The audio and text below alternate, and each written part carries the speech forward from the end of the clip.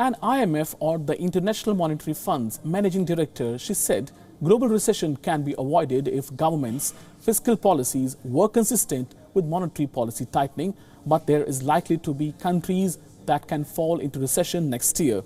Well, Kristalina Georgieva, she said in the context of monetary policy tightening, fiscal policy cannot stay idle because the cost of living crisis is hitting parts of society dramatically.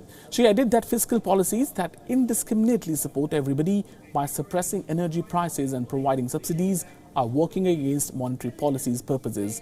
Georgieva also called on Fed to be extremely prudent in its policies and be mindful of spillover impact on the rest of the world, adding that its responsibility is very, very high. Let's listen to her.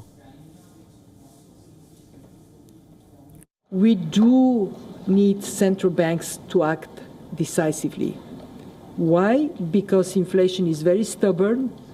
We see now secondary impact of energy and food prices into core inflation in many countries.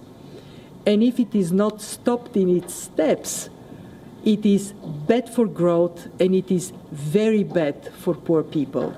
Inflation is a tax on the poor. So you have monetary policy putting a foot on the brakes and fiscal policy putting a foot on the accelerator.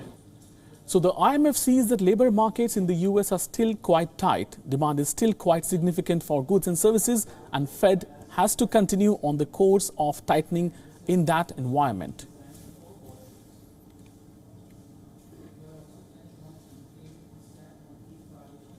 WION now available in your country. Download the app and get all the news on the move.